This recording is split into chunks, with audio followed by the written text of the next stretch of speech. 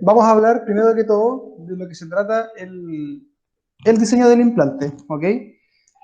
Aquí principalmente se van a presentar tres grandes estructuras que tienen que ver primero que todo con la plataforma protésica, que es, por así decirlo, el cabezal, ¿cierto?, del implante. En este caso, este modelo corresponde a un implante de conexión externa, ¿ya? Un hexágono externo, que eso quiere decir que está por fuera del cuerpo del implante. Además, presenta un hilo interno que va por dentro, ¿cierto?, del cuerpo del implante y un hilo externo. Esas son como las partes principales, sin mencionar obviamente el cuerpo principal y el ápice, ¿ya? Bueno, entonces, a partir de esto, se han desarrollado distintos tipos de plataformas, ¿ya? Distintos tipos de conexiones en el cabezal del implante. Y aquí presentamos principalmente, o sea, se presentan principalmente tres, que son la conexión externa, que es este que ustedes pueden ver acá en la imagen, la conexión interna y la conexión tipo cono Morse. Las vamos a ver todas y las vamos a explicar. Entonces, este que viene acá, este es un implante de conexión interna. Se dan cuenta que lo que se mostraba antes aquí, este hexágono, ahora está por dentro del cabezal, ¿ya? Está como por dentro del cuerpo. Y aquí lo mismo, se presenta una plataforma, ¿cierto?, que corresponde a esto, un collar, ya que por lo general está maquinado, eso quiere decir que es más liso, ya eso principalmente para que no se acumulen bacterias a nivel del surco gingival, el cuerpo propiamente tal, ¿cierto? La superficie, hay distintos tipos de superficie que también los vamos a ver, ya puede ser las dos que se presentan generalmente es un implante tipo maquinado, que son implantes de metal liso, o superficies tratadas, ¿cierto?, con algún tipo de ácido o arenado para poder generar algún tipo de retención, ¿ya?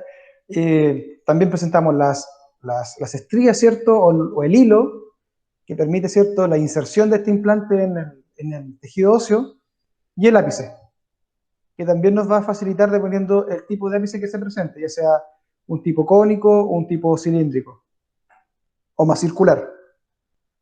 Ahí vamos a también seleccionar a través del ápice qué tipo de implantes nos sirven y cuáles no. Entonces, como vimos en la clase pasada, eh,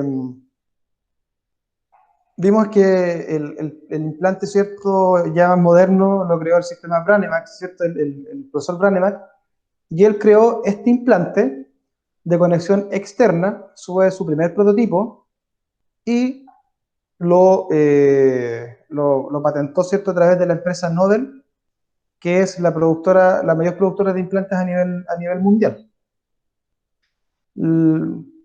Lamentablemente, por así decirlo, esta empresa abandonó Chile hace ya unos 2, 3 años. Ya no venden implantes Nobel en Chile, y mucha gente que compró estos implantes ahora no tiene cómo poder rehabilitarlos, al menos que vaya directamente y los compre en el extranjero. Así que ha sido más o menos complicado este tema de los implantes Nobel. Estos fueron los primeros diseños del profesor Branneman. Si se dan cuenta, presentan esta plataforma, este hexágono, ¿cierto?, de forma externa, que sobresale del implante, tiene un diámetro menor, ¿ok? Y esto él lo diseñó para poder tomar mejor el implante y poder posicionarlo donde él quería. Pero también esta plataforma nos va a entregar otros beneficios, pero también otras complicaciones, que también las vamos a ver ahora. Entonces, esto es sumamente importante, y esto por lo general siempre se pregunta. El diseño Branemack tiene las siguientes medidas.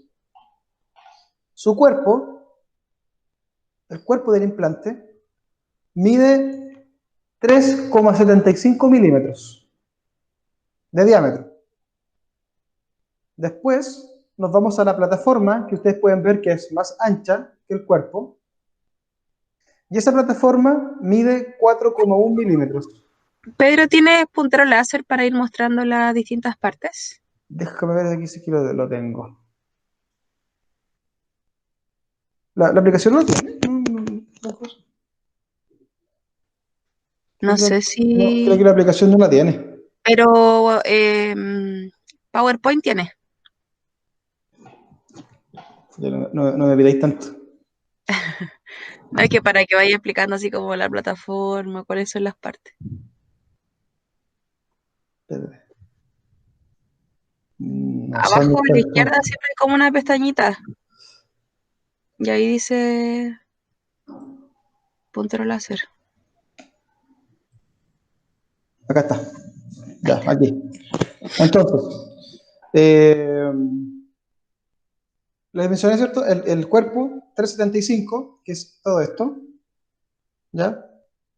El ápice es más delgado, pero aquí lo importante es que hay que considerar siempre en la implantología las medidas más anchas, ¿ya? Entonces tenemos un cuerpo de 375, una plataforma, ¿ya? Que es esto circular, que se ve como el anillo, de 4,1 milímetros de diámetro. Y además hay que considerar este hexágono que sobresale, ¿ya? Que tiene una altura de 0,7 milímetros, o sea, no alcanza a medir 1 milímetro, ¿ya? Y el diámetro de este hexágono, la circunferencia de este hexágono, mide 2,7 milímetros. Ese es el diseño, por así decirlo, regular de un implante Branevac. Y es por lo que toda la literatura actual se ha ido actualizando en base a este diseño.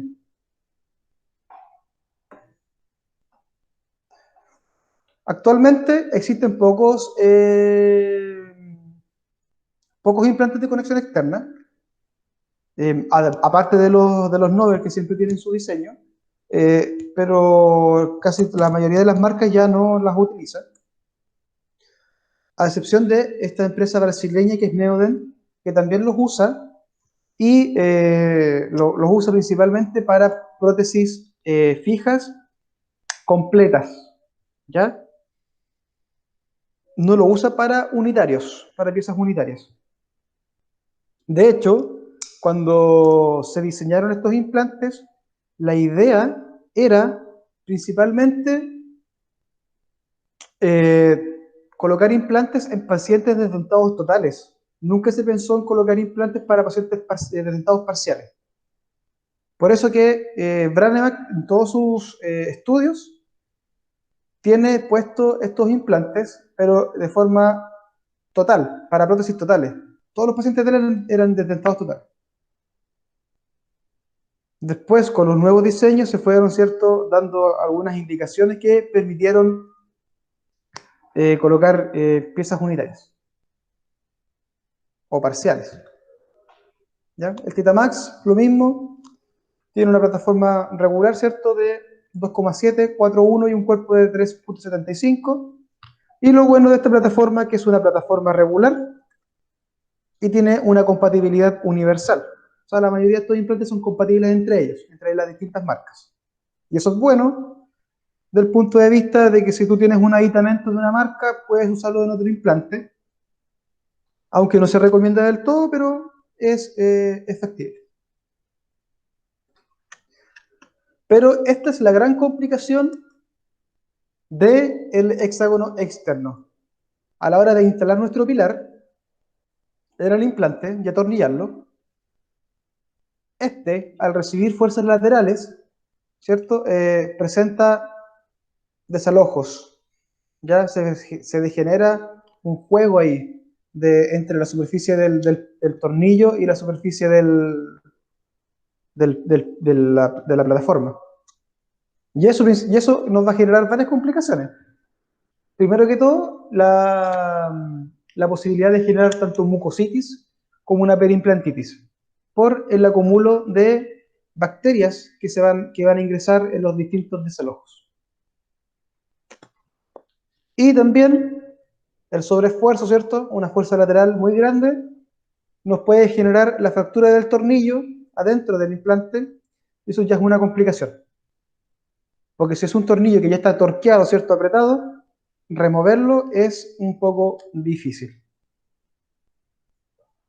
Y hay que usar otros tipos de aditamentos para poder remover tornillos ya torqueados. Y si no se pueden retirar, ahí la única solución es retirar el implante completo. Y eso ya es muy, muy invasivo.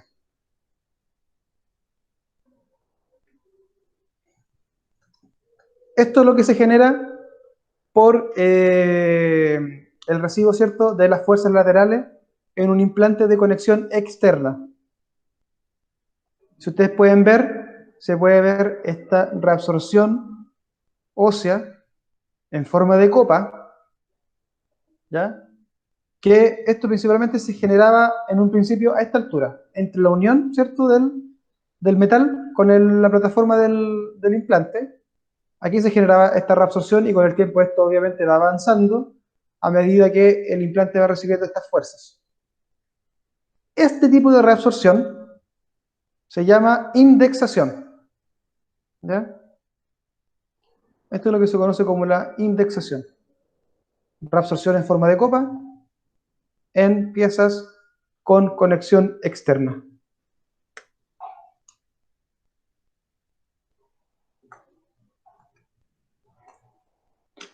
Entonces, otra de las complicaciones, que este hexágono, ¿cierto?, al recibir las fuerzas laterales, tiende, a deformarse y ya pierde su utilidad protésica y también nos va a generar algún tipo de problemas con la estabilidad de la corona, ¿ya?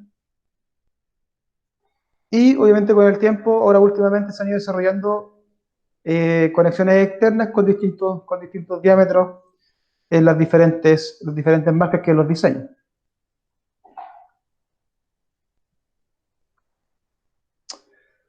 Esto es lo que se puede ver ya en el movimiento lateral, lo que genera, ¿cierto?, la deformación, perdón, del hexágono. Al generarse estas fuerzas laterales, se genera este desajuste en este gap. El gap son los espacios que quedan entre los aditamentos, y este gap y más la fuerza nos permite este movimiento, este juego de la porción metálica, ¿ya? Que nos va a deformar y nos va a permitir también el ingreso de bacterias. Y con lo que les mencioné anteriormente, que la unión, ¿cierto?, aquí en esta zona, entre el metal, ¿cierto?, y la plataforma protésica, tiende a acumular bacterias. Aquí ya se puede ver en una visión más aumentada, ¿cierto?, cómo esto se empieza a generar este espacio. Esta unión debería ser más íntima, pero aquí ya se observa una zona. Y sabemos que las bacterias miden 0,8, 0,4 micrones y en realidad en eso alcanzan de más a entrar. Lo mismo, resistencias laterales, entrada de las bacterias, tensión del pilar principal que va por dentro, este tornillito que pueden ver ahí, ¿ya? Y esto se corta, se puede fracturar esto por dentro. No el implante, también se puede fracturar el implante, pero en este caso, el tornillo. Ahí se puede ver un hexágono externo, ¿cierto?, deformado, completamente pierde su forma, ¿ya? Y eso es lo que genera, ¿cierto?, una inestabilidad de la corona. Entonces, dentro de las ventajas de este implante, son muy poquitas, la verdad. Principalmente que es un implante universal, compatible entre las distintas marcas, y el costo, que es un implante más barato. ¿Cuáles son las complicaciones? ¿Cuáles son los aspectos negativos de este implante? Son varios. Primero que todo, un trabajo clínico completamente a ciegas. Tú no tienes la sensibilidad para saber si estás dentro del hexágono o no a la hora de colocar tornillos. Hay que trabajar mucho el tema de los tejidos blandos, porque como hay una estructura que sobresale, tienden los tejidos blandos a complicarnos un poco la vida, ¿ya? Entonces hay que hacer una mayor adaptación de los tejidos para que no se note estéticamente el implante, que no se vea el metal. Es susceptible, como les mencioné, a las deformaciones, ¿cierto?, de este hexágono. Hay disminución de la retención protésica. Existen algunas discrepancias de tamaño en cuanto a algunas marcas con respecto al hexágono externo. Se pueden aflojar o fracturar los tornillos. Hay una mayor pérdida ósea, como les mostré en la radiografía, ¿cierto? Esa reabsorción de tipo de indexación. Y la resistencia del hexágono frente a las fuerzas laterales, que está completamente disminuida, ¿ya? Y tiende a deformarse. ¿Dudas con este diseño? ¿Alguien tiene alguna duda? ¿Alguna consulta? ¿No? Seguimos entonces. Entonces, vimos la conexión externa, ¿cierto? Y ahora vamos a adentrarnos en lo que es la conexión interna, ¿ya? Que donde pueden ver, este hexágono está por dentro, forma parte del implante. Este que está acá a la derecha es el cono Morse. Es una conexión sumamente distinta, que también la vamos a ver. Entonces, ¿cuáles son los objetivos de esta conexión interna? Se diseñó principalmente para contrarrestar, ¿cierto?, los aspectos negativos de la conexión externa. Y el primer objetivo era darle una mayor estabilidad, ¿cierto?, al pilar protésico y a la corona propiamente tal. Además, lograr una mayor profundidad en el asentamiento del pilar. Y esto sí que es importante. Por ejemplo, el implante en una conexión externa lo vamos a dejar a esta altura, ¿ya? A la altura de la plataforma.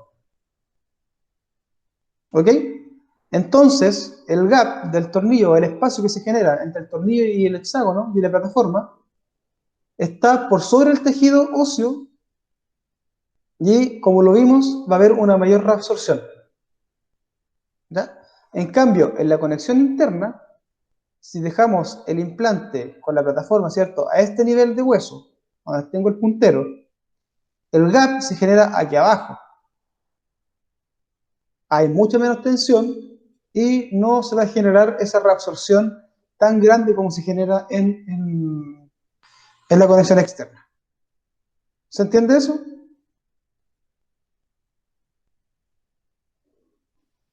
Sí. ¿Sí? Ya. Sí. Entonces, aparte de mejorar la estabilidad del pilar, ¿cierto?, protésico, se logra una mayor profundidad, ¿cierto?, en este asentamiento del pilar, por ende la fuerza se va más a picar. También, otro aspecto importante, como les mencioné anteriormente, es que con este tipo de implantes vamos a poder realizar rehabilitaciones de tipo unitarias. Y lo otro es que es muy fácil para el operador poder instalar los tornillos dentro del implante, a diferencia de lo que generaba la otra conexión, de que es más difícil, es muy a ciegas la otra. Aquí hay mucha mayor sensibilidad, mucho mayor tacto.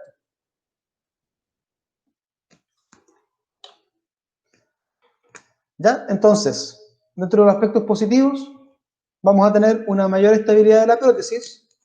Y atentos con estos aspectos, por favor. Y el trabajo clínico es mucho más fácil. Dentro de los aspectos más negativos, ¿ya? Vamos a tener que son únicas para cada marca. Aquí cada marca sí es bien quisquillosa y es bien mezquina, por así decirlo, porque si tú te compras una marca, vas a tener que morir con esa marca. Si es que ya compraste muchos aditamentos, porque son de diámetro único para la marca.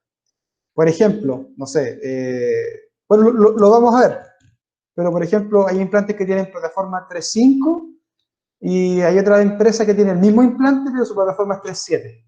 Y ya el aditamento por un 0,2 milímetros de diferencia ya no lo podemos utilizar. Y mayor costo. Estos sí que son más caros. Con respecto a la conexión externa, son mucho más caros. Por ejemplo, una conexión externa, como el que les mostré, el de Neodent, está costando alrededor de 60.000, 60.000 pesos cada uno. Y un implante de conexión interna de una marca decente, por así decirlo, te está costando alrededor de 90, 100.000 pesos. ¿Ya? Entonces igual ahí está la diferencia. Entonces, la principal ventaja de este tipo de plataforma, como ustedes pueden ver, este hexágono ya se encuentra adentrado, ¿cierto?, dentro del cuerpo del implante, es poder transmitir las fuerzas de forma interna. Y eso nos va a dar una mayor estabilidad protésica y nos va a disminuir la capacidad de reabsorción de nuestro hueso. Oh, perdón. ¿Ya? Este es el otro tipo de plataforma. Este es el hexágono conomorse, que al principio se desarrolló, déjenme un segundo acá, de esta forma, pero en la actualidad, por lo general, es esto lo que se utiliza con los conomorse. ¿Ya? Ojo acá, el conomorse era esta estructura, a ver si tengo alguna otra foto, déjame ver. Sí. Esta estructura, ¿ya?, que es un cono, ¿ya?, que ocupaba todo este espacio, completamente. Y este principio es como, bueno, cuando uno se va, por ejemplo, después del carrete, ¿cierto? Empiezas a juntar los vasos, uno sobre otro, y después te cuesta retirarlos, ¿cierto? Este es el mismo principio. ¿Ya? Es una unión íntima entre dos superficies cónicas, ya que en un principio era con este cono hasta el fondo del implante y se iba golpeteando a través de un martillo, pero al final un poco más invasivo para el paciente, les incomodaba bastante. Entonces se modificó, y este es un conomorse tipo modificado, en donde se coloca esta estructura de cono que llega parcialmente al cuerpo del implante y se coloca un tornillo por dentro para asegurarlo. ¿Ya? Se lo vuelvo a ver un poquito más adelante. Con respecto a las superficies, tenemos un montón de tipos de plataformas de conexión interna. Podemos tener una conexión, un dodecágono, un octógono. ¿Ya? Este es el conomorse, que también es un tipo de conexión interna. Podemos tener en cilindro, ¿ya?, con algunas estrías, ¿cierto? También podemos tener pentágonos, tetrágonos, que ya son más cuadrados, o algunos triángulos lobulados, ¿ya? Hay muchas empresas que tienen este triángulo lobulado. Hay otras que tienen octógonos y son bastante, bueno, son únicas para cada marca. Los aditamentos no le hacen nada más que al implante de esa marca. Pero tenemos hartos tipos de conexiones. Ya. ¿Dudas con las conexiones? ¿Me escucha? Sí. Recién le había hecho una pregunta, pero parece que no se escuchó. Dígame. Tengo una duda. ¿El cuerpo es el mismo, solo cambia la estructura interna? El cuerpo, mira, vamos a volver. Para devolver un poquito, para que tú lo puedas ver. En este caso, ¿cierto? Ujú. El cuerpo es esto. ¿Ya? Claro. ¿Ya? Ujú, Esto que sobresale en este sector es la plataforma. ujú, sí. ¿Ya? Pero, ¿cuál es tu duda? La parte interna, porque se acuerda que usted dijo que se producía un gap, entonces para evitar eso se Sí. había creado la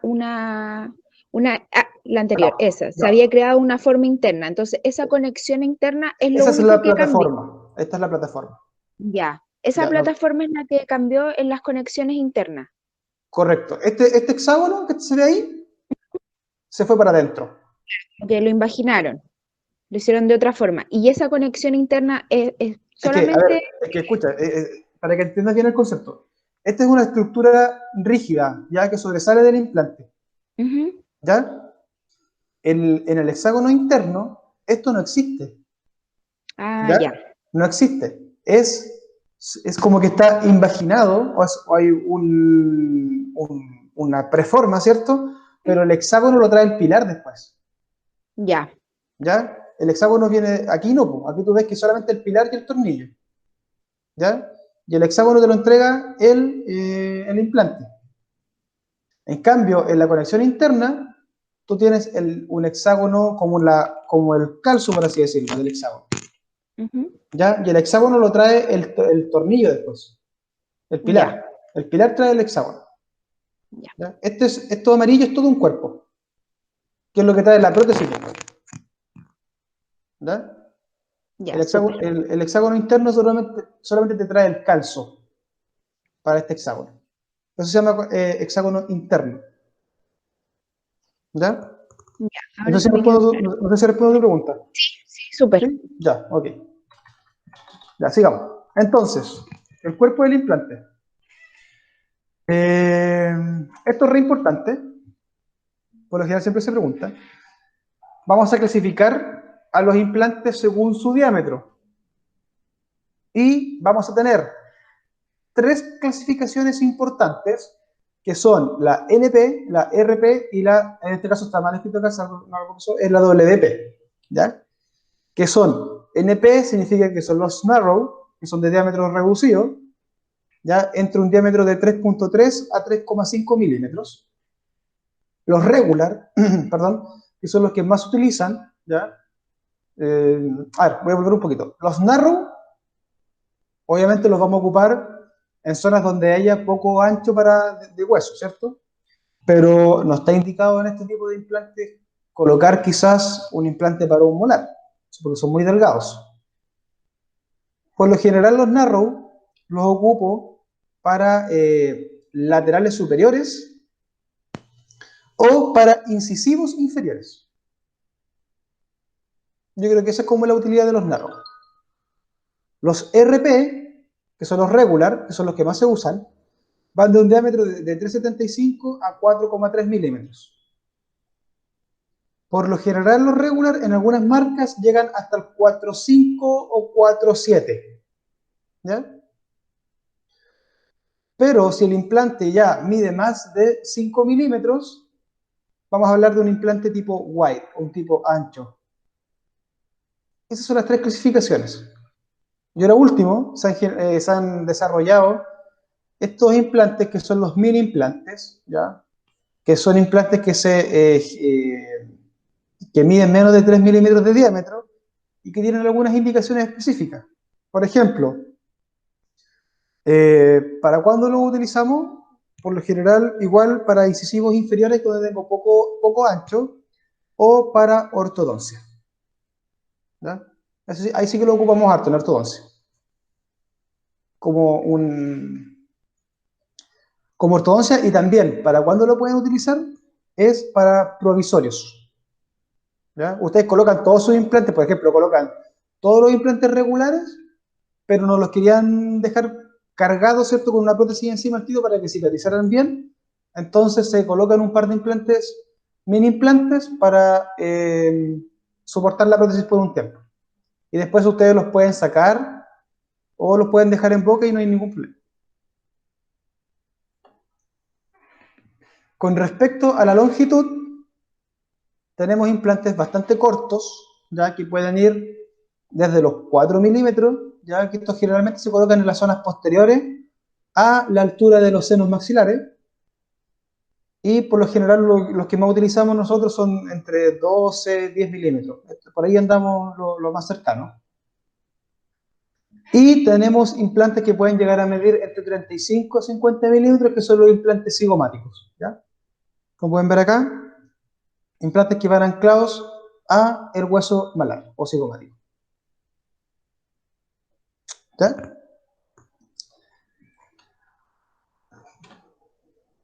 Eso con respecto al cuerpo. Ahora nos vamos a las superficies. Vamos a tener implantes ya que van a tener un nivel de rugosidad dependiendo si es que el metal, el titanio, ¿cierto?, fue tratado o no. Tratado significa haber sido grabado con algún ácido o arenarlo con algún óxido de algún metal. Entonces, vamos a tener algunas superficies lisas, ¿ya? Que son las maquinadas, que son los implantes tipo Branevac, que tienen una rugosidad, ¿cierto?, de 0,5 micrones. Vamos a tener las mínimamente rugosas, que varía entre 0,5 a 1 micrón, las moderadamente rugosas entre 1 a 2 micrones, y las rugosas, que son las que más se utilizan ahora, tenemos una rugosidad mayor a 2 micrones. Dentro de las lisas, vamos a tener las que son electropulidas, ¿ya?, o a través de un torneado. Y las rugosas, como se tratan, ¿cierto?, la superficie, puede ser con un Sprite plasma titanio, que esto ya está en desuso, porque el plasma titanio era un aditivo al cuerpo del implante, ¿ya?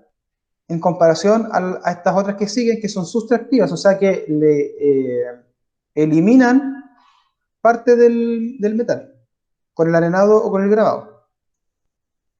El plasma titanio se le agregaba un aditivo a este implante, y al instalarse, ¿cierto?, se dejaba cicatrizar, y a los 3 meses uno iba a cargar el implante y se daba cuenta que el implante no se había integrado, porque este plasma se integraba al plasma, y el plasma quedaba dentro del hueso y el implante quedaba bailando. Entonces, sandblasting, ¿cierto?, arenado, por lo general algún óxido de aluminio que graban, o óxido de titanio, grabado ácido y arenado, que es lo que más se utiliza, ¿ya?, para generar una mayor retención, grabados ácidos, anodizados, y algunas modificaciones con láser, que también se utilizan hasta ahora, para modificar las rugosidades de los implantes.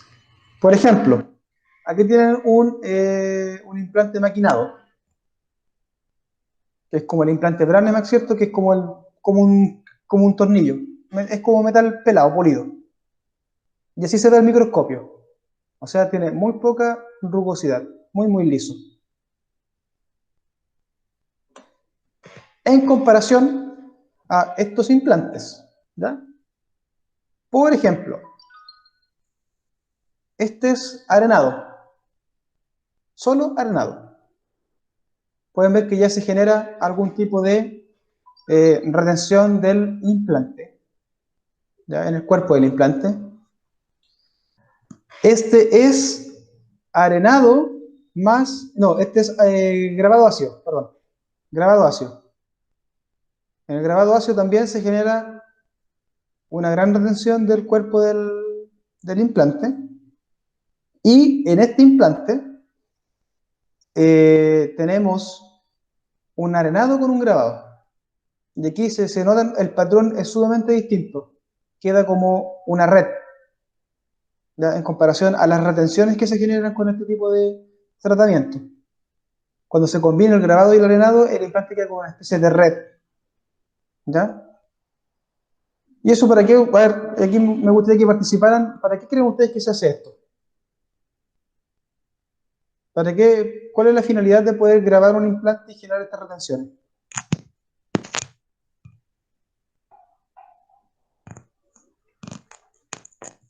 Lancen ideas, a ver si que alguien... Como para mayor anclaje al hueso y no produzca reabsorción ósea. Ya, sí, puede ser por el tema de anclaje al hueso, sí, puede ser un factor, pero el anclaje principal a la hora de tú instalarlo, por ejemplo, te lo van a dar las estrías, ¿ya? Pero sí te genera el anclaje al hueso, pero tiene un principio biológico principal. ¿Quién me podría decir algo? ¿Qué se le ocurre?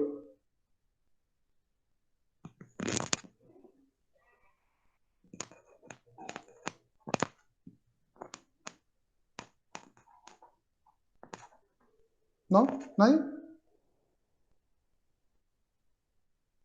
La idea es que me puedan decir algo, lo que piensen, para ir sacando algunas ideas. ¿No? Ya. Entonces, esto principalmente, este tipo de tratamientos, ¿para qué se va a hacer? Para que cuando ustedes coloquen su implante, ¿ya? Y se forme el coágulo, este tipo de superficies van a permitir que las células indiferenciadas, ¿ya?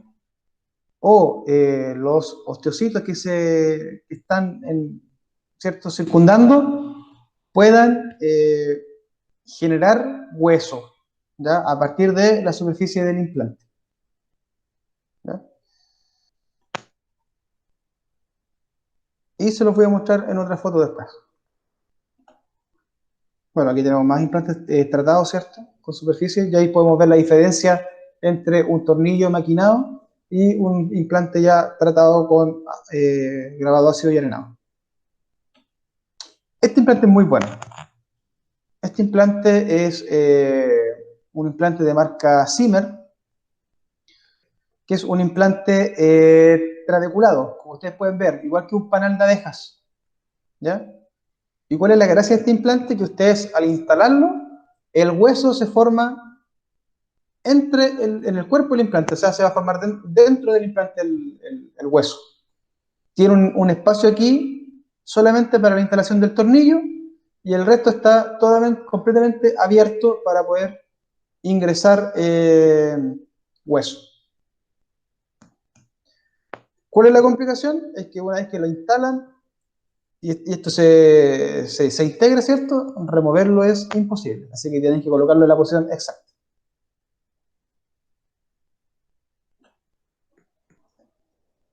Bueno, más de lo mismo. Aquí, estos son los plasma spray titanio. Si ustedes se dan cuenta, es como un agregado al implante. Y esto, una vez que se colocaba, ¿cierto? Se dejaba cicatrizar, lo que se integraba era la superficie y el implante por dentro no se integraba y se salía.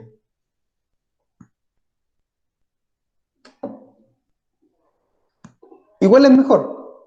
Esa es una típica pregunta que uno se hace a la hora de seleccionar un implante. ¿Qué implante es mejor? Y el implante mejor va a estar determinado principalmente por cuál ustedes manejan bien, ¿ya? O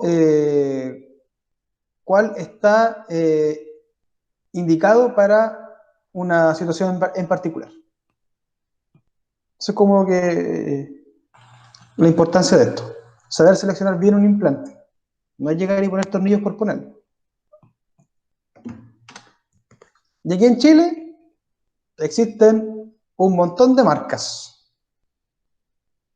Aquí me quedo corto. Estas son como las marcas más reconocidas que hay ahora en nuestro país, las que más venden, de distintos orígenes, ¿ya?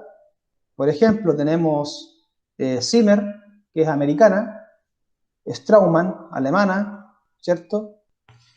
Nobel, que es sueca, Alpha-Bio, que es israelí, Hyosung, que es coreana, esta Neodent, que es brasileña, Neobiotech, que también es coreana, Fibo, que es española, Cortex, que también es coreana, BioHorizons, que es BioHorizons es americana, ¿ya? Pues hay distintos orígenes y las que más se venden. En nuestro país, las que más se venden hoy en día son dos, que son los Alpha-Bio y los BioHorizons.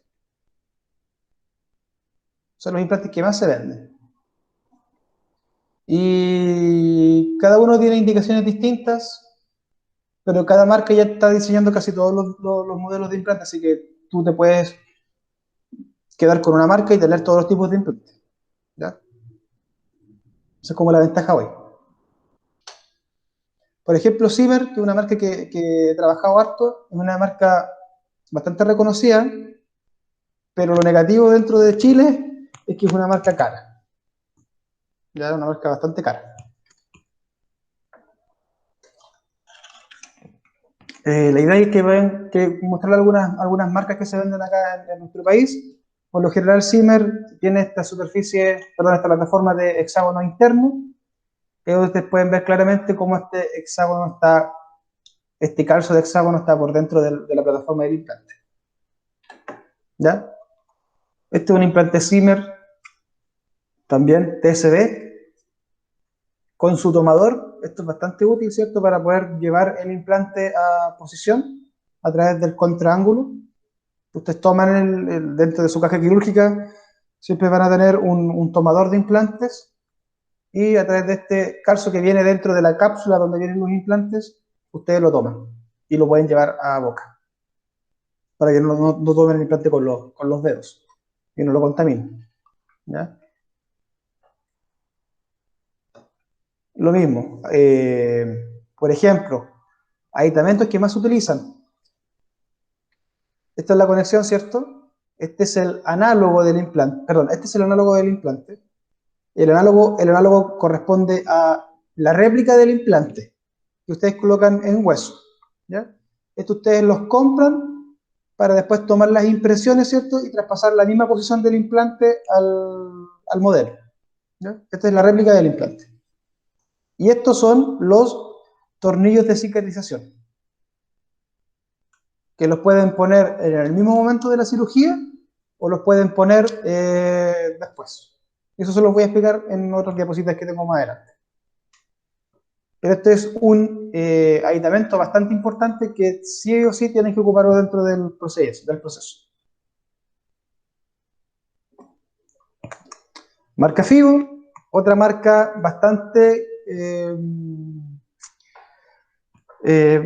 reconocida acá en Chile. Es una marca de origen español. Yo he tenido la suerte de trabajar harto con ella igual. Y de hecho ahora me he ido a un curso con ellos a España, pero con todo esto de la pandemia quedó en nada. Y este tiene una plataforma, perdón, octagonal, ¿ya? Este es el diseño Auraevo, y lo negativo de estas marcas es que son propias, o sea, estas plataformas. No puedes comprar dispositivos de otra marca. Y hay otra marca, que son estos TS Advance, que traen todas las conexiones en un solo implante, ¿ya? Traen un hexágono externo, traen un hexágono interno, un cono externo, perdón, y un cono externo. Este trae todas las plataformas. Este es un implante único en el mercado. Trae las 4 tipos de plataformas. Así que aquí equivocarse es difícil. Pero es un implante muy, muy caro. O sea, este implante solo te tiene que estar costando alrededor de los 200.000 pesos. Uno. Y este es el concepto que les mencionaba anteriormente con respecto a la conexión tipo cono-Morse. Este cono, ¿cierto?, que se genera, este contacto íntimo entre superficies, no genera gap, y eso ya es bastante importante. Al no generar gap, ¿cierto?, nos va a disminuir las tensiones de los tornillos y, por ende, también no va a existir una reabsorción ósea muy grande. De hecho, estos se demoran, o sea, perdón, no presentan casi nada de reabsorción. ¿Cuál es la complicación de estos implantes? Que si te equivocas en colocar el tornillo, ¿cierto? Y te queda en un lugar que no querías, removerlo es casi imposible. ¿Por qué pongo esta foto? Porque cuando ustedes, no sé, han visto alguna vez estas carreras de Fórmula 1, ¿cierto? Cuando uno va a cambiar los neumáticos, el piloto, ¿cierto? Y se demoran, ¿cuánto? Nada en cambiar utilizan una pequeña llave de torque, ¿cierto? Es como ese taladro que tienen en la mano, ese taladro que se ve ahí, y retiran el neumático e insertan otro. Ya. Ferrari es la única marca o la única carrocería que tiene patentada el tema de los neumáticos con cono Morse. Utilizan el mismo principio, ¿ya? No utilizan tornillos a la hora de insertar o retirar sus neumáticos. Por eso que tienen el récord en poder cambiar los neumáticos más rápido, porque solamente es una llave a presión, ¿ya? O sea, se demoran 4 segundos en cambiar 4 neumáticos, o sea, una cuestión muy rápida. Y esto es lo que pasa con los cono Morse. Conexión externa, ¿cierto? Fuerza lateral, gap. Fuerza externa en el cono Morse y no hay ningún gap, no hay ningún movimiento de tornillo. Ahí está. Como les mencioné, antiguamente el cono Morse llegaba hasta el fondo, pero ahora ya se coloca de forma parcial y el resto es tornillo. Es un cono Morse modificado. Ya. Eso con respecto a los cuerpos de los implantes, sus plataformas, sus superficies, y llegó la hora de planificar la cirugía. ¿Tienen alguna duda hasta ahora? ¿No? ¿Nada? Ya. Entonces, dentro de la preparación quirúrgica, tienen que tener en claro que cuando estén preparando el lecho, ¿cierto? Haciendo la osteotomía para la instalación de este implante, esta no puede superar los 50 grados. ¿Ya? Porque esto nos puede generar necrosis. Es por eso la importancia de siempre estar refrigerando. Y que su instrumental de corte se encuentre en condiciones, ¿ya? Con un filo adecuado.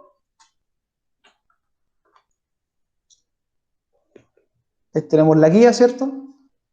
Y la idea es que podamos realizar la preparación ósea y que además nuestra turbina, ¿cierto? Nuestro micromotor, perdón, nos irrigue. Nos irrigue. Esta es la complicación, la mayor complicación de una cirugía guiada. ¿Ya? Porque como tenemos la guía, cuesta que la irrigación pueda llegar al fondo al reborde óseo, ¿ya? Porque tenemos la guía y por lo general la fresa ocupa casi la totalidad del orificio. Y eso impide un poco que entre el agua. Eso es como una gran complicación, pero ahí podemos irrigar desde arriba con alguna jeringa, ¿cierto? El segundo cirujano o la arsenalera, ¿cierto? Que nos puede irrigar. Otra cosa que es súper importante es que puedan respetar, ¿cierto?, los tiempos de cicatrización. El tiempo de cicatrización siempre va a ir variando dependiendo de varias cosas. Por ejemplo, va a ir variando del tipo de implante que pongan, va a variar del tipo de hueso que ustedes vayan a trabajar, ¿cierto?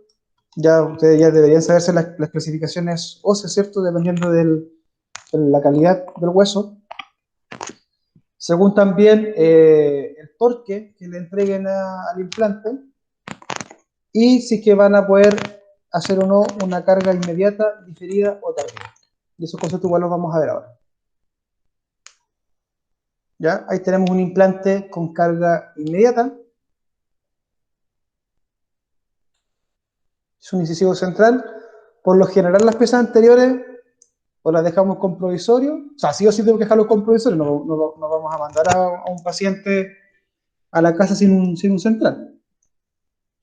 Pero por lo general, si tienen buen torque, uno le hace un provisorio directo al implante.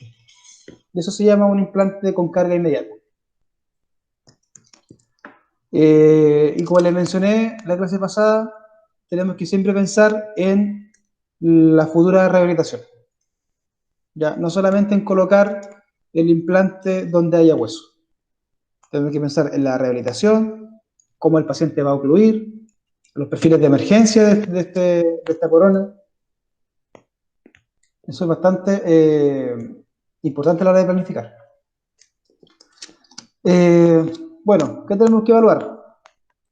¿Cierto? El ancho, el alto de nuestro hueso, y además evaluar también si es que tenemos alguna cercanía con estructuras de riesgo, como son, por ejemplo, el canal interincisivo, conducto interincisivo, el canal mandibular, ¿cierto? Donde sale el conducto dentario inferior, las fosas nasales, ¿cierto? Y el seno maxilar. Son nuestras zonas de riesgo.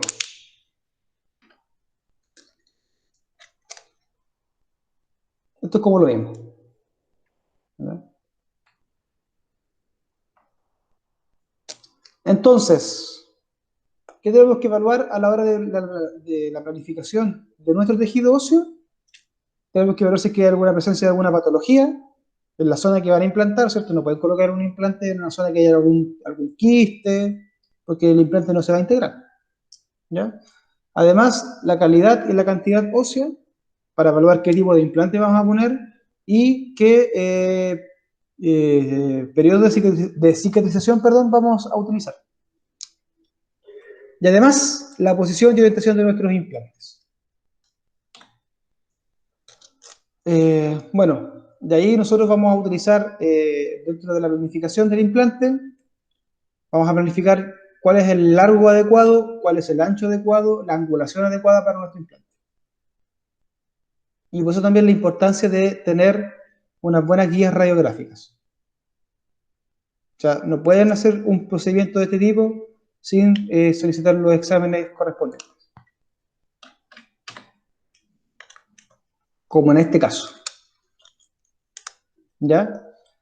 Miren, este paciente, sí, este es un paciente mío. Este es don José Basaur.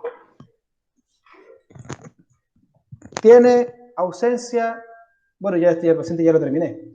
Tenía ausencia de la pieza 1.4 y de la pieza 2.5. Este es uno de los casos más sencillos que ustedes se pueden encontrar. ¿Ya? Es un paciente joven, tenía alrededor de 38 años, le faltaban los premolares, porque en algún momento le prometieron que le iban a hacer ortodoncia y nunca se la hizo. Así que, ¿qué hicimos acá? Bueno, pedimos el combi con un paciente joven, podemos evaluar la altura, nos damos cuenta que tenemos una altura bastante buena, ¿ya? Y en ancho, también, tenemos un ancho bastante bueno. Y aquí, esto nos permite realizar la cirugía de forma prácticamente inmediata, ¿ya? Y nos impide que tengamos que estar colocando algún tipo de injerto para poder restituirse esto lo que pueda llegar a faltar. Y lo otro bueno de estos casos es que podemos colocar provisorios inmediatos, porque lo más seguro es que aquí logremos un buen torque de nuestro implante, ¿ya? Que nuestro implante quede bastante firme. Entonces lo podemos cargar con un provisorio sin contacto oclusal, pero con un provisorio estético. Eso ya es bastante bueno para el paciente. Ahí evaluamos el largo, ya teníamos en la parte central donde iba el implante, teníamos 17 milímetros. O sea, estábamos sobrados de cariño. A este caballero le pusimos implantes de 11,5. Sí, 11,5. Eso fue lo que planificamos. Dígame. Disculpe, con respecto a, como dice, de las medidas, ya, usted puso 11 o 12 milímetros y tenía 17. ¿Tiene que Correcto. dar un margen de Sí. 5 o...? No. Eso solamente fue antojadizo, porque, por ejemplo, la marca que nosotros trabajamos, que en este caso le pusimos a este caballero le pusimos FIBO, de estos españoles. Estos implantes llegan hasta los 16 milímetros. De hecho, le pudimos haber colocado un 14,5, ¿ya? Porque igual nos sobraba harto hueso. Pero aquí le pusimos un 11,5 porque por lo general son los que más se ponen porque lo que también hay más en stock, ¿ya? Pero en este caso fue solamente por eso, ¿ya? Ya, o Ahora sea, sí, hay un parámetro para dejar. sí, pero sí hay un parámetro. Ojo con eso, ya te lo voy a explicar. Por ejemplo, en tabla vestibular, en tabla palatina, ¿ya? tiene que haber por lo menos una distancia, ¿ya?, de 1 milímetro de hueso entre el cuerpo del implante y entre el borde, y entre la pared tiene que haber 1 milímetro por lo menos de hueso. ¿Ya? Y en altura también. Obviamente tienes que dejar entre 1 y 1,5 cuando son alturas. Y ojo con los mandibulares, porque en los mandibulares tenemos el conducto dentario inferior. Y ahí sí o sí tenemos que dejar entre 1,5 a 2 milímetros de distancia, para que el implante no quede cerca del conducto dentario y no generemos tanta parestesia. ¿Ya? Pero sí hay que dejar una distancia entre el hueso y el implante. Pero como aquí teníamos 17 milímetros, podríamos perfectamente haber colocado uno de 14,5, por ejemplo, y no hubiese pasado nada. ¿Ya? ¿Se entiende? Sí, gracias. ¿Sí? Ya. Entonces, ahí planificamos este implante, ¿cierto? Y los colocamos, bueno, aquí no tengo las fotos del término porque los tengo en el computador. Sí. Ya, pues ahí lo planificamos. Entonces, con respecto a la calidad ósea, bueno, esto yo se los pasé a ustedes en cirugía, ¿cierto? Donde hablábamos de calidad ósea tipo 1, ¿cierto? Que se presentaba principalmente en mandibular anterior, ¿ya?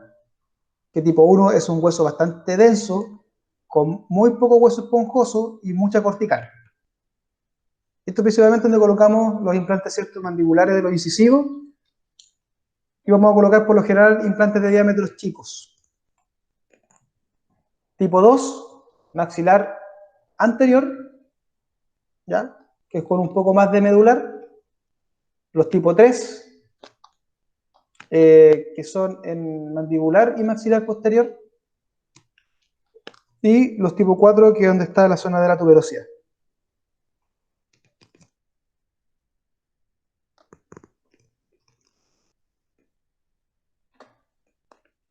Bueno, súper importante que esto siempre lo manejen, que siempre manejen las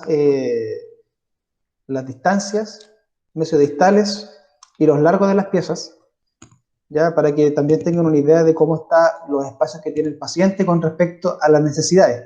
O sea, que, por ejemplo, le puede faltar un molar a un paciente y tiene un ancho, no sé, un espacio dentro que le queda ahí de 7 milímetros. Y ustedes saben que no se les va a alcanzar un molar, entonces van a tener que usar un implante más chico, y lo más probable es que esa parte del molar lo van a tener que reemplazar con una prótesis de premolar.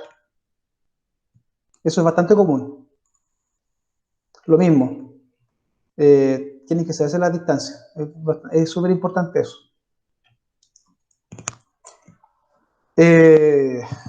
Bueno, a la hora también de poder seleccionar nuestro implante desde el punto de vista del diámetro, tenemos que considerar que todo el estrés que se genere, ¿cierto?, todas estas cargas oclusales van a ir directamente a la cresta ósea. Y es por esto que se generan las reabsorciones. Entonces, hay que considerar que entre más ancho es el implante, va a ser menor el estrés. Eso es bueno. Pero ¿cuál es la complicación? Que no pueden elegir un implante muy ancho si no van a tener el mínimo de hueso que se necesita. Por ejemplo, si ustedes van a colocar un implante regular, ya de 4,5 milímetros, por lo menos, en ancho, tanto en ancho mesiopalatino, vestíbulo palatino, deberían tener 6,5 milímetros. Por lo menos, 6,5 para ese implante. ¿Ya? Eso es sentido vestíbulo palatino. El sentido mesiodistal es distinto, y se los voy a explicar. En relación a la longitud, también, entre más largo el implante, más estable.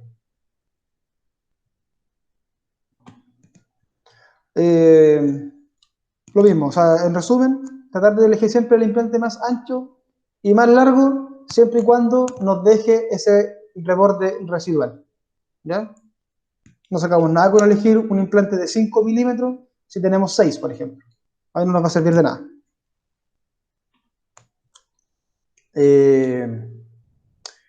Otro tema importante, los tejidos periodontales, ya la encía. Lo ideal es siempre colocar nuestro implante, ¿cierto?, en profundidad, por lo menos en posición yuxta ósea. Nunca que sobresalga del nivel óseo, ¿ya? Para que no se vea el metal en la encía. Considerando que la mayoría de nuestros pacientes tienen un biotipo gingival fino. ¿Ya? Sobre todo aquí en Chile, que el 80% de nuestros pacientes tienen el biotipo gingival fino. Y eso es una complicación. Eso con respecto. Y lo principal es que varíe esa posición profunda. Por lo general, yo los dejo 0,5 a 1 milímetro de profundidad. Pero 0,5 es como lo más normal, para que no se vea el metal. ¿Ya? Otro aspecto importante. Por ejemplo, si van a colocar dos implantes juntos, como en este caso, de centro a centro tiene que haber una distancia por lo menos de 7 milímetros para que calcen las estructuras, ¿cierto? Porque tienen que pensar que deben conservar las papilas gingivales, ¿ya? Y el hueso interimplantario. Si ustedes colocan, aquí les voy a mostrar después, esto acá. Aquí tenemos dos implantes, un ancho, ¿ya? De 4,5 y un regular de 3,5. Ya les dije que el sentido mesio-palatino o vestíbulo-palatino o vestíbulo-lingual deben tener 1 milímetro en cada tabla, ¿cierto? En sentido mesio-distal tienen que tener en consideración el diámetro del implante más la distancia con el diente que tienen al lado. Y esto tiene que tener una distancia de 1,5 milímetros entre el implante y el diente. ¿Para qué? ¿Para qué? ¿Por qué la importancia de que esto no esté tan cerca de este diente? ¿Ya? Implante-diente tiene que haber una distancia de 1,5. Si no nos va a entrar la corona. Un punto es eso, ¿cierto? El calzo de la rehabilitación. Ya. 1. ¿Qué más? ¿Qué más puede pasar? Por las fuerzas laterales que voy a provocar en el implante. ¿Qué pasa con las fuerzas laterales? Que al estar como muy junto del otro puede generar que el implante como que lo que explicó recién, que pueda generar una reabsorción y todo eso. Ya, pero eso no es por la fuerza, eso es porque no tengo el ancho biológico para que el hueso sobreviva. ¿Ya? Porque el hueso por lo menos necesita 1 milímetro de ancho. Pero si yo acerco mucho esto al diente vecino, ¿qué más puede pasar? Reabsorción ósea, perfecto. ¿Puede afectar la raíz del otro diente? Eso. ¿Ya? Vamos a generar reabsorción ósea, vamos a generar pérdida del ligamento periodontal. ¿Ya? Y por lo tanto vamos a perder la pieza dentaria. Eso con respecto a la distancia implante-diente. Y la distancia implante-implante, o sea, esta distancia de aquí a acá, tiene que haber por lo menos 3 milímetros para poder preservar, ¿cierto?, la estructura ósea y preservar las papilas. Igual que la papila ojalá no se pierda nunca. Más o menos eso sería una distancia. ¿Ya? Por ejemplo, en el departamental cuando lo tengan, ¿cierto?, la prueba global, les voy a poner un caso así, porque como ya no se preguntan cosas textuales, ¿cierto?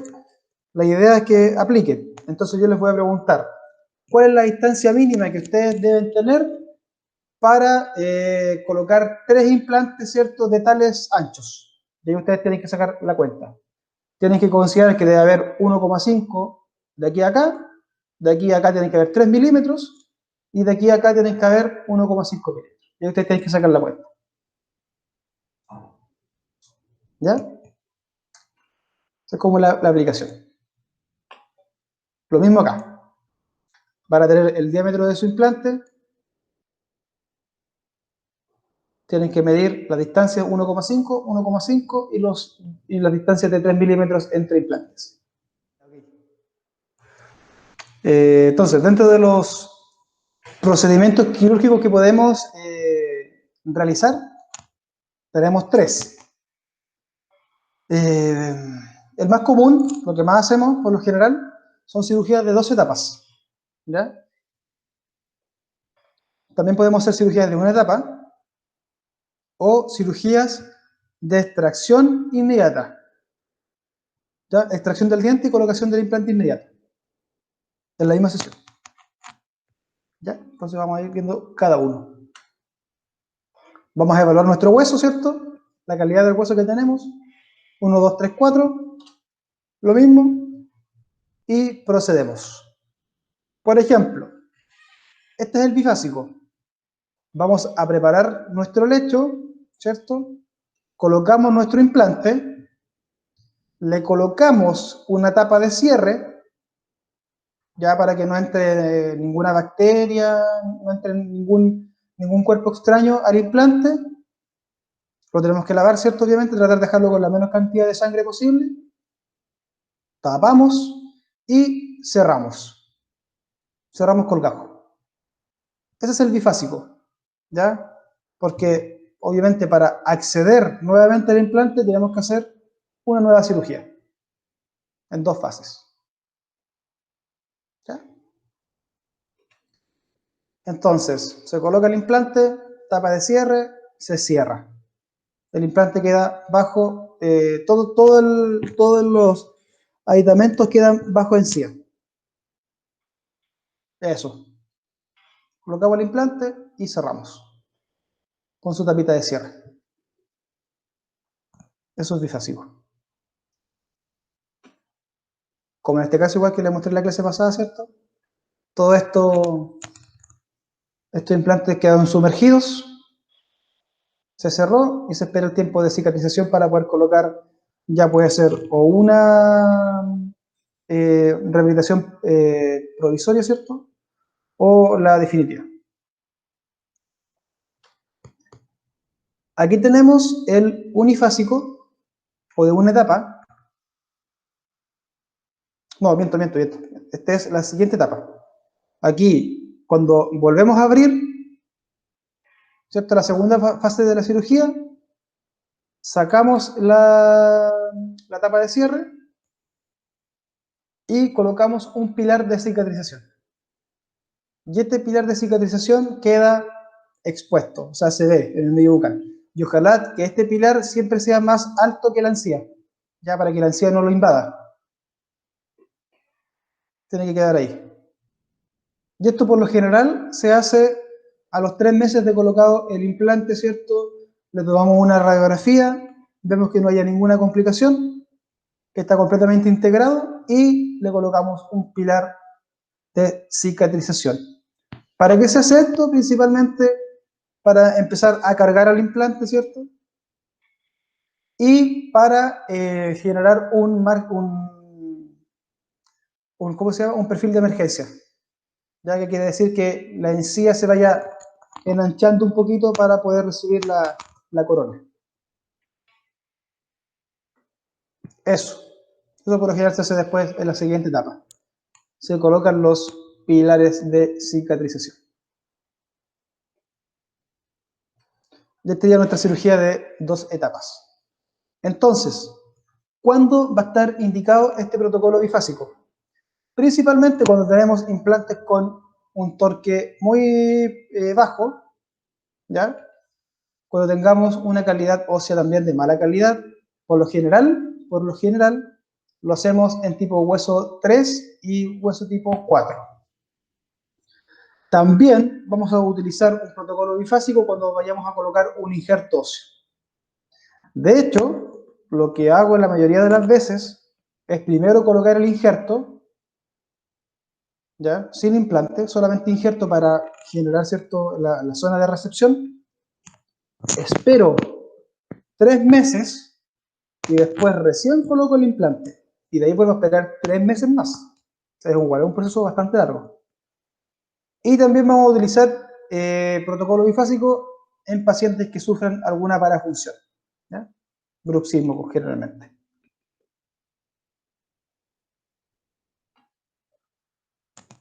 Entonces, vamos a hablar de un protocolo, ¿cierto?, de 2 etapas, que sin carga, no tiene carga. ¿Y cuáles son las desventajas? Primero que todo, que requiere 2 procedimientos quirúrgicos. O sea, eso es como lo más invasivo. Porque cada vez que uno levanta colgajo, sí o sí se pierde algo de hueso. Es difícil el manejo del provisorio, ¿ya? Y obviamente vamos a requerir más tiempo para la restauración final. Un proceso mucho más largo. ¿Cuáles son las ventajas? Yo creo que las ventajas de este protocolo son mucho mejores que las desventajas. Entonces, mínima carga del implante. O sea, si ustedes tienen un implante que no quieren cargarlo, esto es lo ideal. Que también lo vamos a poder utilizar en calidad óseas bajas, como ya les mencioné anteriormente. Y podemos utilizar procedimientos combinados, ¿ya? Esto quiere decir que podemos realizar injertos óseos y colocación de implantes. Eso se requiere con procedimientos combinados.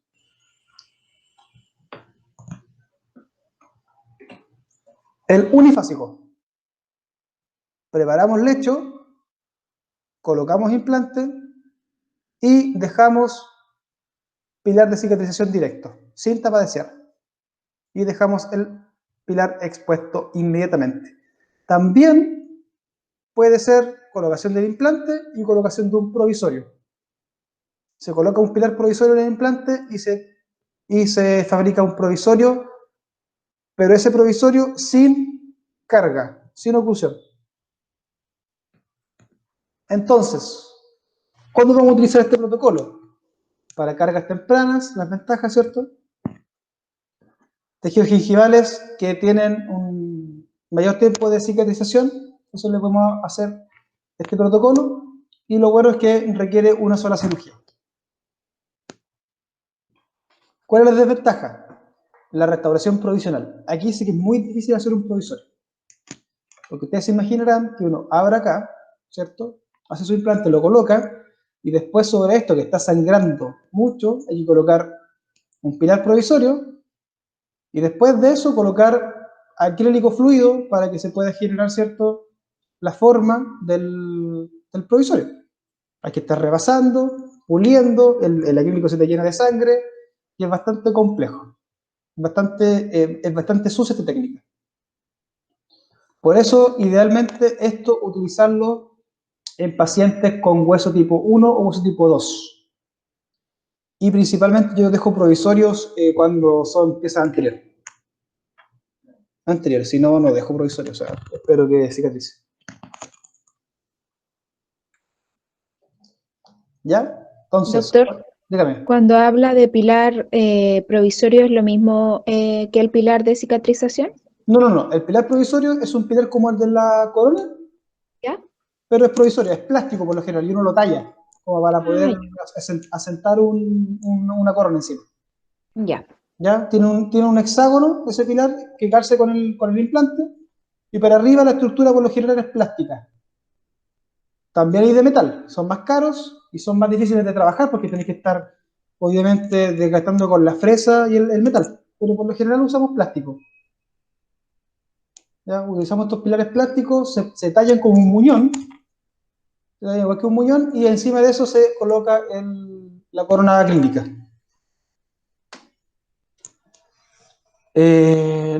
Otra desventaja, no hay cierre primario en los procedimientos combinados. O sea, por ejemplo, si ustedes quieren colocar el implante, colocar un injerto, ¿cierto? Por lo general aquí cuesta que esto cierre por primera intención. ¿Ya? Por ejemplo, a distancia. Eso es un problema. Y vamos a aumentar las cargas al implante. Por eso que idealmente el implante tenga un buen torque, ¿ya? Que quede bien apretadito en el hueso para que, aunque reciba un poquito de carga, no se encapsule, ¿cierto? No se fibrose y no se pierda. Entonces, protocolo unifásico, lo principal, cooperación del paciente, calidad ósea densa, sin injertos óseos y superficies del implante. Tiene que ver ¿cómo se llama? Con la facilidad que nos da esta técnica.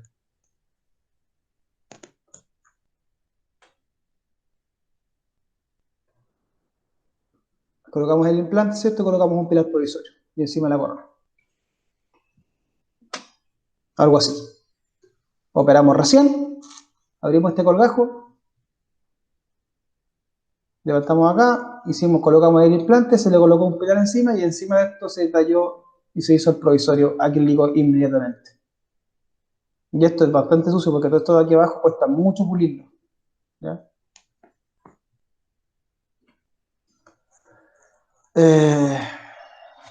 Hay varias técnicas que utilizamos para poder generar, ¿cierto? Para poder generar el ancho o el alto y que nos permita la colocación de un futuro implante, ¿ya? Hay varias técnicas. Dentro de las técnicas horizontales, eso quiere decir para agregar, ¿cierto? O generar hueso en sentido palatino vestibular, tenemos técnicas de injerto en bloque, ya que son unos bloques preformados que se colocan en el hueso y te ayudan a poder colocar, o sea, aumentar el ancho. La regeneración ósea guiada, que es lo que más se hace, que por lo general en la literatura ustedes la van a encontrar como ROG, y la técnica de split, que es una técnica que se hace solamente en mandibular.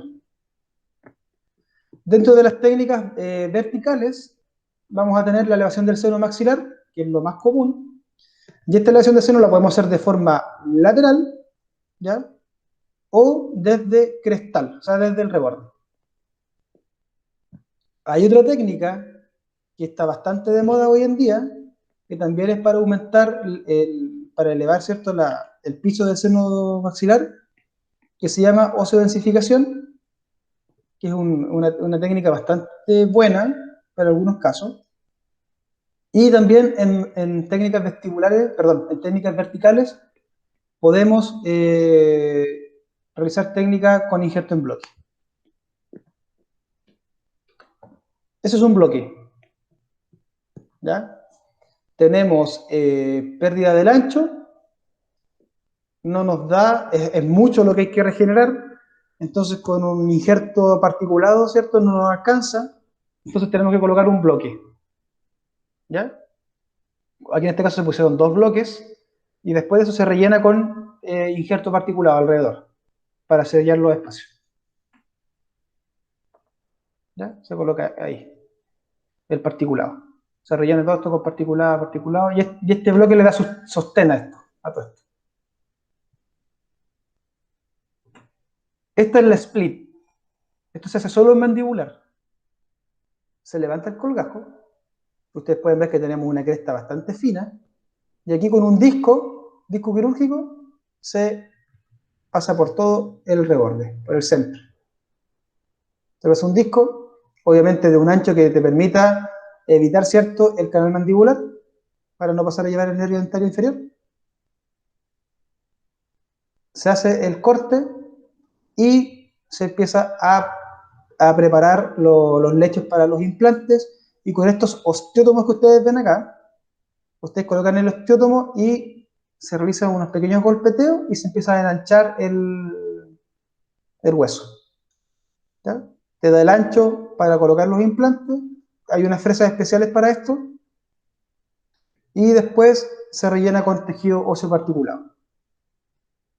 La dificultad de esta técnica es que tener un poco de experiencia, porque es difícil, es súper difícil, y el paciente queda con parestesia, sí o sí, aunque quedes lejos del nervio dentario.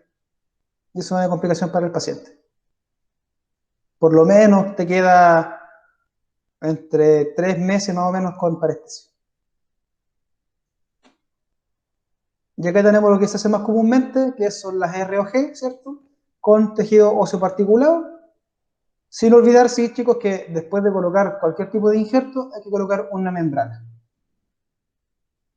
¿Ya? Esta membrana es para evitar que el injerto se pierda, ¿cierto? Y el tejido mucoso, la encía en este caso, se invagine en el tejido óseo. Y se puede perder todo el trabajo que hicieron previamente. Se colocan estas membranas que son reabsorbibles. Hay de distintos tipos de reabsorción. Por lo general, las que más se usan son las de reabsorción moderada, ¿ya? Que son alrededor de entre 12 a 16 semanas. Hay otras que son de reabsorción rápida que se reabsorben a los 2 meses. 8 semanas duran aproximadamente. Y la elevación de seno maxilar, ¿cierto? Esto también es una técnica que se hace bastante.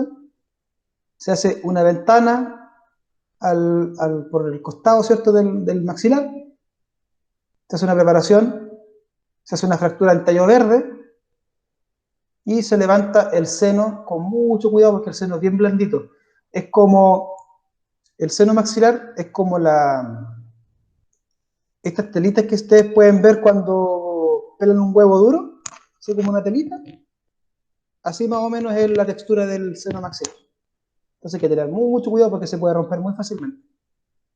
Entonces ustedes levantan el seno, hacen esta osteotomía, quiebran un poco o pueden sacar este resto de hueso, también lo pueden sacar. Levantan con el instrumental, ¿cierto?, de su caja, vacían el injerto, ¿ya? Y aumentan la altura del hueso para poder colocar un implante. También lo pueden hacer de forma crestal. O sea, es crestal que lo hacen desde acá. Hacen la preparación desde la cresta ósea, ¿cierto?, hacia arriba. Pero lo hacen con estos osteótomos. Ustedes preparan con unas fresas y después con los osteótomos empiezan a golpear con un martillito, despacito. Y se va a quebrar eso. Y eso va a empezar a aumentar. Pueden meter el injerto a través de esta preparación y con los osteótomos lo pueden empezar a empujar. Y se empieza a levantar. Eso con respecto a las técnicas quirúrgicas. Ahora vamos a ver el último punto, que tiene que ver con los protocolos de carga. La carga convencional, ¿ya?, que significa que es, antes de conectar los implantes, conectar un implante quiere decir colocar un pilar de cicatrización o una rehabilitación provisoria. ¿Ya? Entonces, antes de conectar el implante con la prótesis transcurre por lo menos un periodo de 2 meses.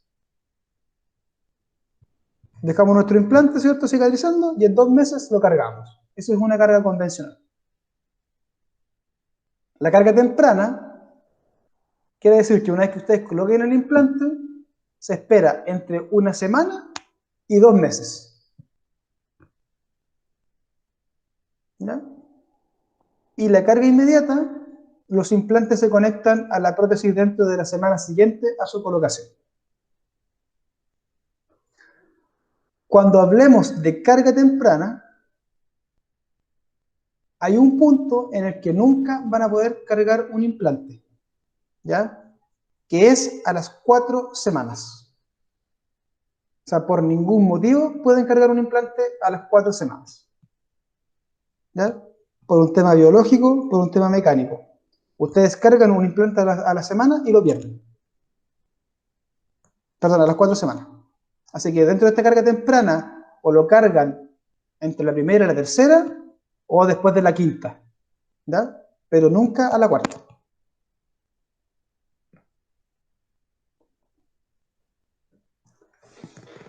Vamos a ver qué factores van a influir que el implante se integre al hueso. Primero que todo, un adecuado diagnóstico. Eso es como lo principal. ¿Ya? Que tengamos un material compatible, como el titanio, por ejemplo. ¿Y por qué les digo esto? Porque hay implantes que no son de titanio. Hay implantes que son de otros materiales, ya como el tantalio, que también es bien bueno, pero también hay algunos implantes que son de cerámica. Y esos por lo general no tienen tan buena biocompatibilidad. La micro y la macroestructura del implante, ¿cierto? Lo que hablamos todo del tema de la superficie, que el lecho óseo se encuentre en buen estado, ¿cierto? Sin ninguna patología de base, así como algún quiste, sin tejido de granulación, que sea solo hueso. Que realicemos un buen protocolo quirúrgico, ¿ya? Y una fase de cicatrización sin perturbaciones, eso quiere decir que sin cargas o sobrecargas que me hagan perder el implante. Adecuado diseño protésico, ¿cierto? Y con buen control de la oclusión. Cuando ya coloquemos o insertemos la corona definitiva, tenemos que dejarla con una oclusión estable, pero sin sobrecarga. Y, por sobre todo, las mantenciones en el tiempo. ¿Ya? Dentro de las rehabilitaciones podemos realizar rehabilitaciones atornilladas como cementadas, y por lo menos con las atornilladas hay que desmontarlas una vez al año, ¿ya? Para limpiarlas, hacerle una buena mantención. O sea que el paciente todos los años por lo menos debería ir a control. ¿Y cuáles van a ser los criterios de éxito para un implante una vez que ustedes ya lo hayan instalado? ¿Ya? Por ejemplo, que en un implante individual o en un implante único, ¿cierto? Cuando ustedes lo vayan a examinar, esté inmóvil. ¿Ya? Si hay movimiento del implante, va directo al fregazo. Cuando ustedes toman la radiografía, luego de ya haber pasado por lo menos 2 o 3 meses, que no se vea una zona radiolúcida alrededor del implante. Porque eso quiere decir que hay tejido blando ahí que no está permitiendo que el implante se integre. ¿Ya? Con respecto a la reabsorción ósea, el primer año ustedes pueden tener una pérdida ósea de 1 milímetro. Solo el primer año. ¿Ya? A partir del segundo ya no deberían tener pérdidas mayores a 0,2 milímetros. Por eso es importante que todos los años los pacientes vayan a control y se tomen radiografías. Otro aspecto importante, que el implante no presente síntomas ni signos de infección, ¿cierto? O dolor. O sea, el implante no puede doler después ya de algunos días, más del dolor normal de la cirugía. ¿Qué otras cosas? Bueno, obviamente la neuropatía y que no haya invasión, ¿cierto?, del canal mandibular.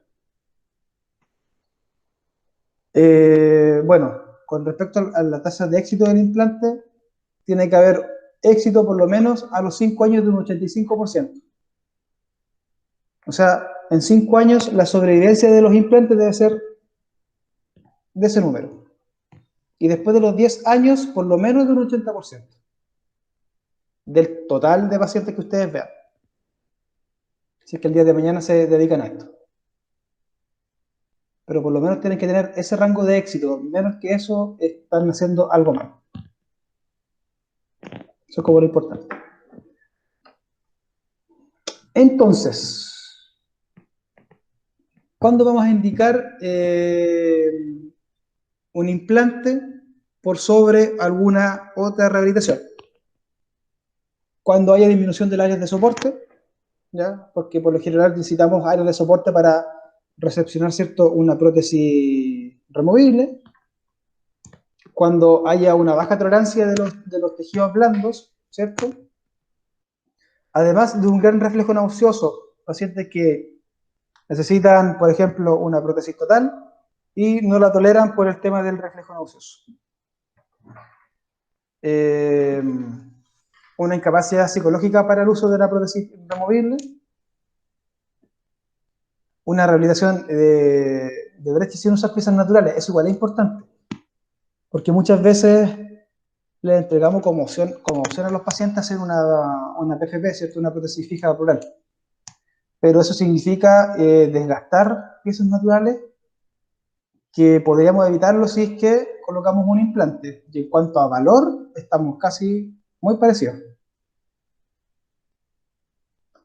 ¿Ya? Y con respecto a la reducción de brechas extensas o extremos libres, también. Idealmente colocar implantes.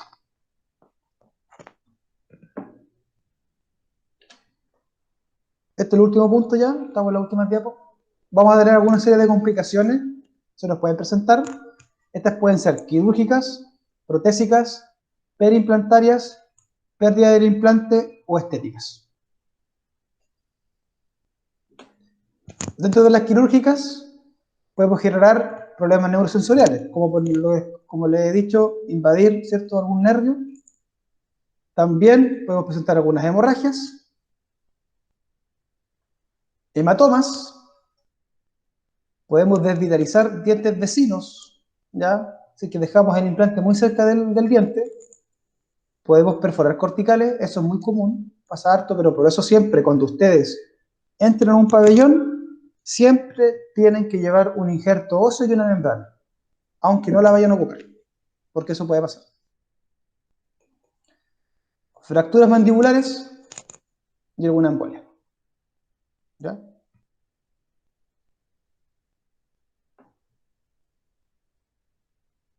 Miren acá.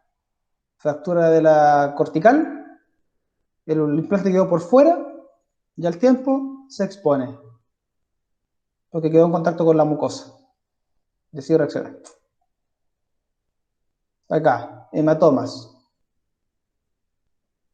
Fue una cirugía muy invasiva, ahí por lo general algo no se tuvo precaución de algún punto, del reborde, vaya a saber uno que hicieron ahí. Pero estas cosas no deberían pasar. Miren acá, colocaron muchos implantes en un reborde muy delgado, y miren ahí, se fracturó completamente la mandíbula con ese implante, y se perdió la línea.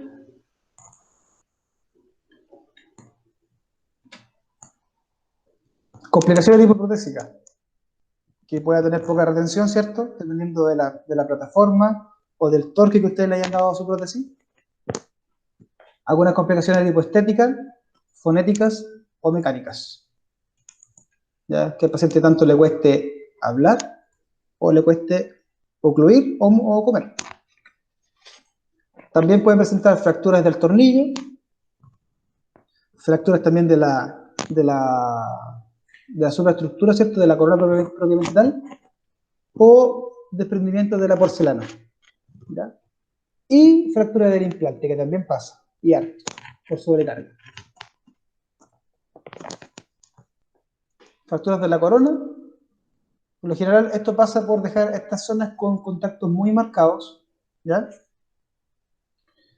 Y acá, fractura del implante, de ahí se sacó. Un lindo implante fracturado.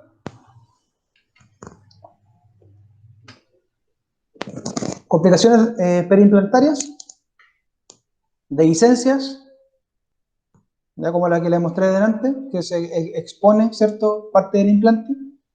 Fístulas, por procesos infecciosos activos, mucositis o periimplantitis.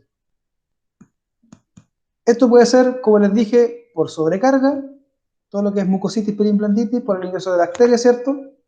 O por sobrecargas que generen que el implante no se integre, ¿ya? O por algunos hábitos. Por ejemplo, yo pacientes fumadores así pesados, yo no les pongo implante. Porque van a perder el implante y ahí el problema va a ser para ustedes, porque le va a decir a usted tuvo la culpa y me hizo mal el tratamiento, cuando él nunca dejó de fumar. ¿Ya? Así que por lo general yo evito esos pacientes, no los trato. Prefiero que se vayan a otro lado y se cambie el cachito. Dehiscencias, alguna fístula, de acá. Esto es una periimplantitis, claramente. Miren ahí toda la placa que se está acumulando, se perdió la papila, ¿cierto? Bueno, podemos ver que igual los provisorios no están muy cristianos también, no tienen un buen pulido, pero lo más probable es que aquí haya algún tema de sobrecarga. Y se perdió toda esta zona, y tampoco hubo una buena higiene, si también en la placa bacteriana también te puede generar esto, que se pierda el implante. Y fracasos de pérdida del implante, la periimplantitis propiamente tal, ¿cierto? La infección, una fibrointegración o una sobrecarga. Esos son los factores por los que ustedes pueden perder un implante.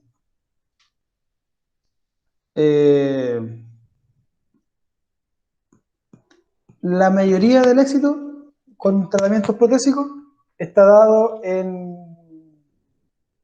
las unitarias, ¿ya? Pero por lo general en las sobredentaduras cuesta un poquito dar un poquito de éxito, ¿ya? Sobre todo porque como son dos implantes y encima va una prótesis acrílica total, tienen mucho menor éxito porque por lo general hay movimientos de la prótesis, se pierde el implante, eso pasa mucho, ¿ya? Y problemas estéticos por lo general van a ser en maxilar, en el sector anterior, y por lo general ustedes van a tener más problemas en las rehabilitaciones de tipo atornilladas que cementadas. Problemas fonéticos, bueno, van a tener problemas por lo general en todos los tipos de rehabilitaciones que sean extensas, ya sean totales o parciales. En las unitarias por lo general no se presentan estos problemas. Por lo general van a estar en sobredentaduras porque al paciente le cuesta hablar con un aparato tan grande en la boca. Y principalmente en el maxilar.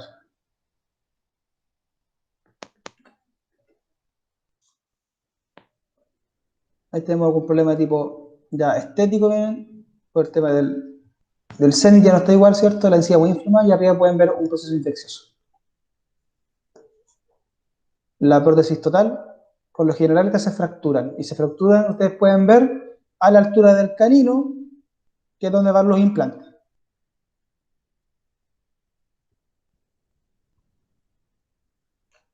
Y ahí terminamos.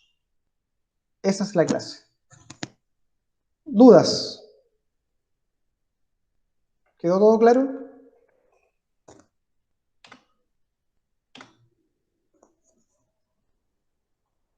Una consulta, algo que quieran aportar o no sé, lo que sea.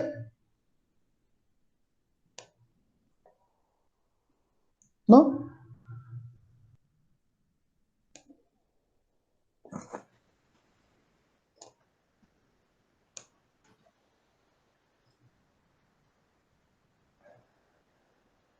¿Vale? Yo creo que está todo súper claro. En realidad, doctor, lo felicito por su clase porque está súper completa. En realidad, yo creo que los chicos súper... Es una instancia súper buena porque al menos mis clases de implantología de pregrado fueron horribles. No se aprendía nada porque hablaban, no, existen los implantes acá, y mostraban un par de fotos de implantes que uno no sabía qué era, cuáles eran las partes del implante, no mostraban como caso, y ya esto se solucionó con implantes y listo. Claro. En cambio, acá ustedes han podido ver el paso a paso, hay distintos tipos de implantes, distintas técnicas, así que yo creo que ha sido una muy buena clase. A mí en lo personal igual me sirvió para aprender varias cositas que estaban ahí que no conocía, así que los felicito, doctor. Insto a los chicos a que hagan preguntas, algo que haya quedado ahí en el tintero, que no se haya entendido, o que quieren que el doctor lo refuerce.